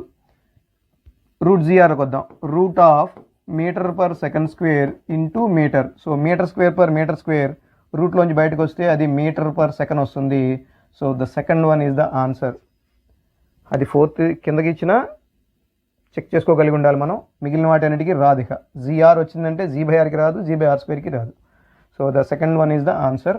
సో ఈ విధంగా మనం పట్టుకోవాలి, గుర్తుపెట్టుకోండి. అంటే క్వశ్చన్ మిమ్మల్ని మిస్లీడ్ చేయడానికి అవకాశం ఉంటుంది, కానీ ఒక చిన్న గ్లాన్స్, ఎక్కువసేపు అవసరం లేదు, ఒక 3 seconds దాని మీద దృష్టి పెడితే మీకు ఇంత ఫార్ములాని రిజాల్వ్ చేయడం కష్టం. ఎగ్జామినర్ ఎప్పుడు కూడా మిమ్మల్ని టైం వేస్ట్ చేయించాలనుకుంటాడు, కానీ మిమ్మల్ని అక్కడే కూర్చోబెట్టాలనుకోడు. సరే, వాడు ఏదో ట్రికీ చేసాడని అర్థం. ట్రికీలో ఎలా ఉంది చూడండి, 4 ఫార్ములాస్ డిఫరెంట్గా ఉన్నాయి. డిఫరెంట్గా ఉన్నప్పుడు మీరు ఏం ట్రిక్ అప్లై చేయాలి? డైమెన్షనల్ ఫార్ములా అప్లై చేసుకుంటే ఈజీగా అర్థమైపోతుంది, లేదా యూనిట్ అప్లై చేసుకుంటే ఈజీగా అర్థమైపోతుంది, యూనిట్ చెక్ చేస్తే. సో ఇక్కడ డైరెక్ట్గా వెలాసిటీ కడుతున్నాడు, వెలాసిటీ యూనిట్ ఇది, అందులో ఏదైతే అది ఇస్తుందో అదే కదా ఫార్ములా. ఎందుకంటే డైమెన్షనాలిటీ తప్పదు. ఇప్పుడు నిజమైన ఫార్ములా అయితే డైమెన్షనాలిటీ తప్పకూడదు. అందుకని మనం ఈజీగా దాన్ని పిక్ చేయొచ్చు అనమాట. ఇక ఇది 2015లో ఒక క్వశ్చన్ అడిగారు. ఈ 2015 అడిగిన క్వశ్చన్ ఏంటంటే, in dimension of critical velocity VC of liquid following through a tube are expressed as eta power x, rho power y, r power z, where eta, rho and r are the coefficient of viscosity of liquid, density of liquid and radius of the tube respectively, then the values of x, y and z are given by అని అంటున్నారు. మనకి వీటి dimensional formulas కానీ లేదా units తెలిసినా కానీ మనం దీన్ని సాల్వ్ చేయొచ్చు. ఇక్కడ వెలాసిటీకి క్రిటికల్ వెలాసిటీ కానీ యూనిట్ వచ్చేసి meter per second. Okay, so ఇప్పుడు మనకు కావాల్సింది coefficient of viscosity, density and this one radius. So విస్కాసిటీకి వచ్చేటప్పటికి మనకి తెలుసు, విస్కాసిటీకి వచ్చేటప్పటికి force by 6 pi R into V. So ఈ ఫార్ములా మనకు తెలుసు. దీని నుంచి మనకి ఏం రాయొచ్చు అంటే mLT⁻² డివైడెడ్ బై ఎల్. 6 పైకి యూనిట్ డైమెన్షన్ ఏముండదు. సో ఎల్ ఇంటూ వీకి వచ్చేటప్పటికి ఎల్ బై టీ. సో ఇది ఎల్ క్యాన్సిల్. సో మీకు వచ్చేది mL⁻⁻1 T⁻⁻1. ఇది ఈటాకి. ఇక రో డెన్సిటీకి వచ్చేటప్పటికి mL⁻⁻3. ఇక ఆర్ రేడియస్కి వచ్చేటప్పటికి ఎల్ అన్నమాట. సో ఈ 3 వాటి డైమెన్షనల్ ఫార్ములాస్. వీటిని కంపేర్ చేసినట్లయితే చూడండి, ఇక్కడ టైంకి సంబంధించి ఇక్కడ మాత్రమే ఉంది, మనం డైమెన్షనల్ అనాలిసిస్లో ఎలా అయితే పవర్స్ వేసుకొని చేస్తామో ఈ క్వాంటిటీస్కి. So velocity is equal to eta power ఏ,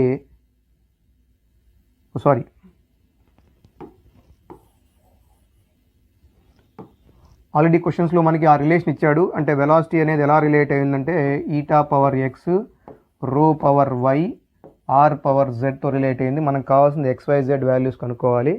అయితే ఇక్కడ XYZ వాల్యూస్ కనుక్కుంటున్నప్పుడు మనం ఈజీగా టైం రిలేషను ఒక ఈటాకి మాత్రమే ఉంది.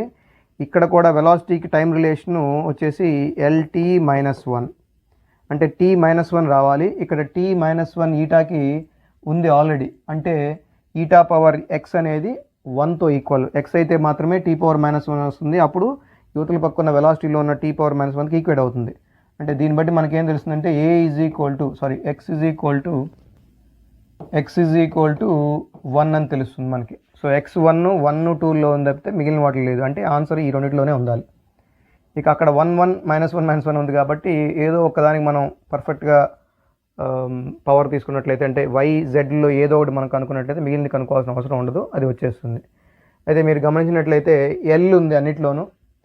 L బదులు M తీసుకుందాం. M తీసుకున్నట్లయితే M⁻1 ఉంది ఇక్కడ కూడా M⁻1 ఉంది.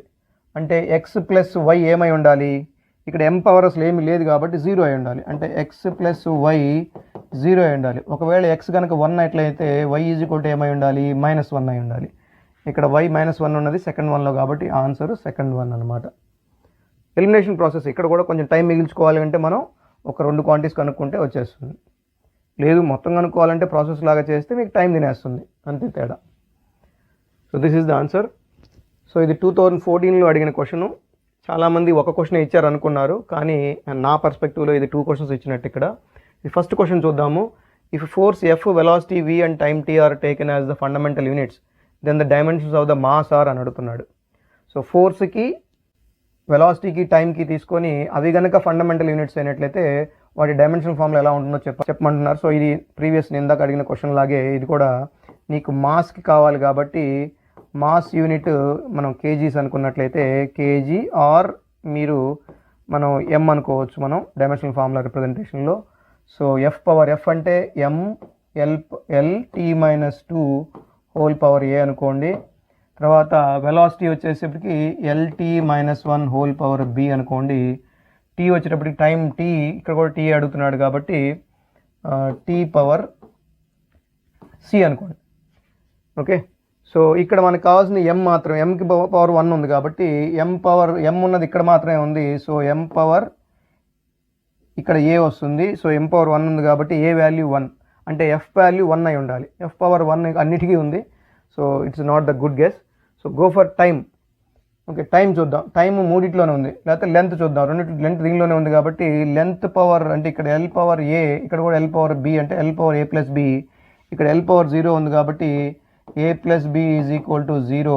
ఏ మీకు ఆల్రెడీ మనకి 1 వచ్చింది కాబట్టి బి ఏమై ఉండాలి, -1 అయి ఉండాలి. ఓకే, సో అంటే వి పవర్ -1 వచ్చి ఉండాలి. సో వి పవర్ -1 ఇక్కడ రెండిట్లో ఉంది.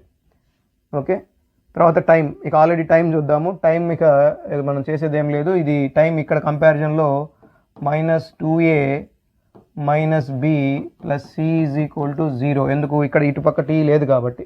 So -2a - b + c.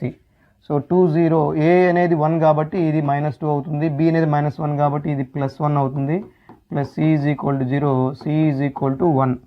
So ఇక్కడ ఉన్న వాటిలో 4th one is the proper representation. అంటే F power 1, F power a కాబట్టి F power 1, v power b, b -1 కాబట్టి v power -1, t power c 1 కాబట్టి టీ. ఆన్సర్ అనేది 4th అనమాట.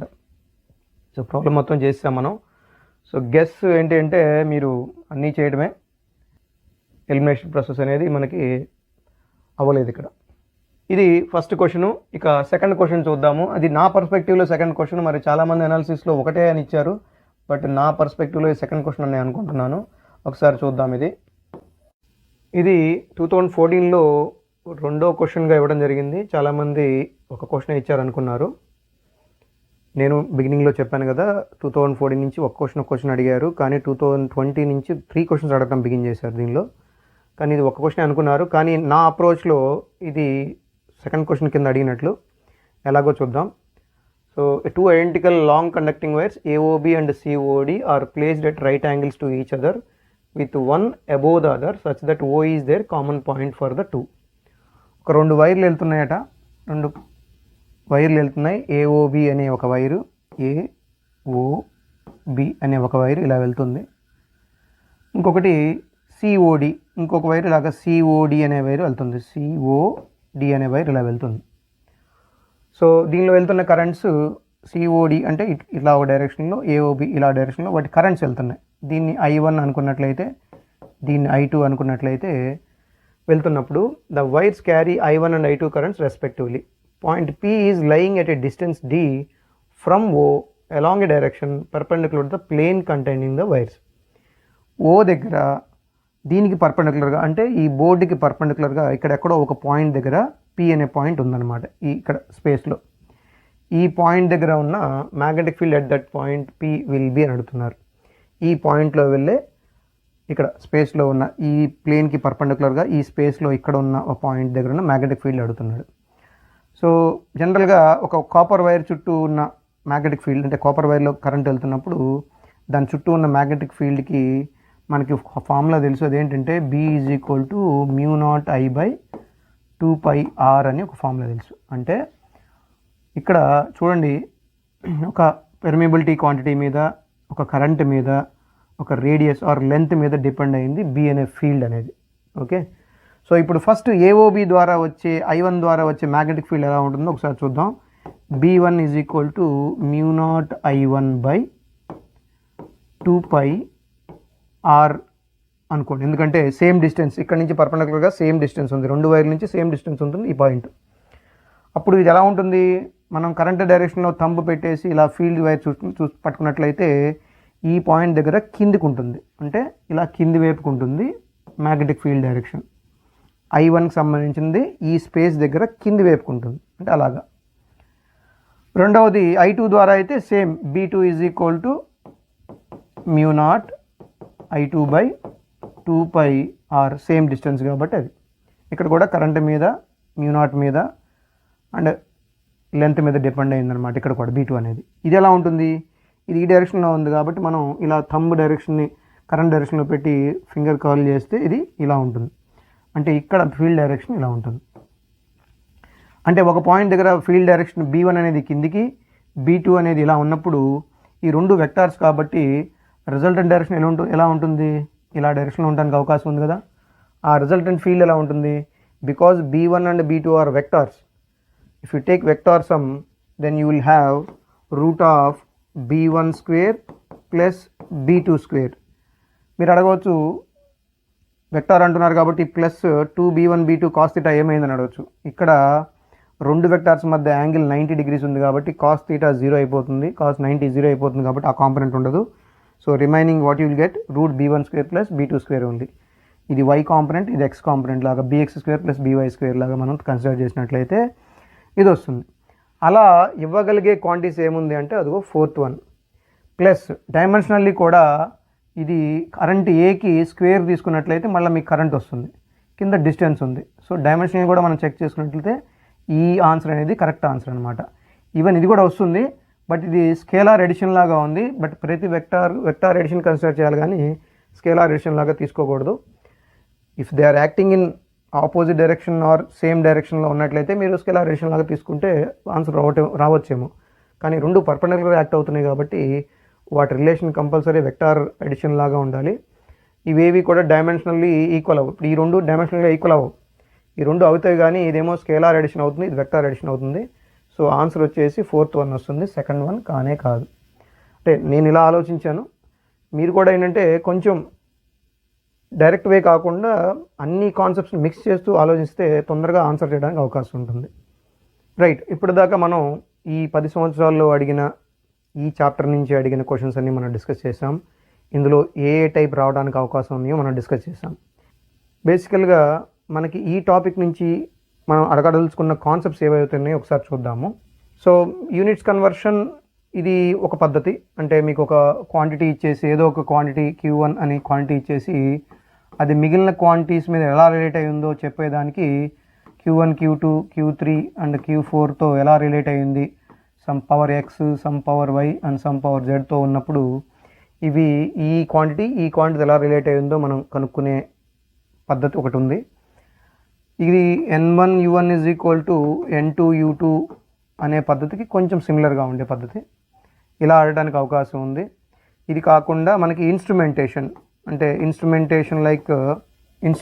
అంటే ఫర్ ఎగ్జాంపుల్ వెర్నియర్ క్యాలిపర్స్ కావచ్చు, స్క్రూ గేజ్ కావచ్చు, వీటికి సంబంధించి లీస్ట్ కౌంట్స్ కావచ్చు, లేదా టోటల్ రీడింగ్లు కావచ్చు, లేదా ఎర్రర్స్తో ఉన్న ఆ డివైస్ యొక్క రీడింగ్స్ కావచ్చు, ఇవి కనుక్కోమని అడగడానికి అవకాశం ఉంది. మోస్ట్లీ ఇది వస్తే ఈజీగానే చేయొచ్చు. మనం లాస్ట్ టైం కూడా ఇచ్చాడు, ప్రధానంలో ఇచ్చాడు, కాబట్టి ఈసారి మిమ్మల్ని కష్టపెట్టాలనుకుంటే కొంచెం ఈ స్థాయిలో ఇవ్వడానికి అవకాశం ఉంది. సేమ్ ఇన్స్ట్రుమెంటేషన్ తర్వాత ఎర్రర్ అనాలిసిస్ నుంచి మనకి రిలేటివ్ ఎర్రర్ కావచ్చు, ఓకే, లేదా పర్సంటేజ్ ఎర్రర్ కావచ్చు అవ్వడానికి అవకాశం ఉంది. మనం ప్రీవియస్ క్వశ్చన్స్లో చూసాం పర్సంటేజ్ ఎర్రర్స్ ఎలా ఇవ్వడానికి అవకాశం ఉందో అది ఇవ్వడానికి అవకాశం ఉంది. ఈసారి నాకు తెలిసి పర్సంటేజ్ ఎర్రర్స్ ఇవ్వడానికి అవకాశం ఉంది. ఇది ఎలా అంటే డైమెన్షనల్ క్వాంటిటీ బేస్ చేసుకుని పర్సనల్ ఎర్రర్స్ అవ్వడానికి కూడా అవకాశం ఉంది. ప్రీవియస్ క్వశ్చన్స్లో ఉన్నాయి ఇలాంటివి, మనం డిస్కస్ చేసాం.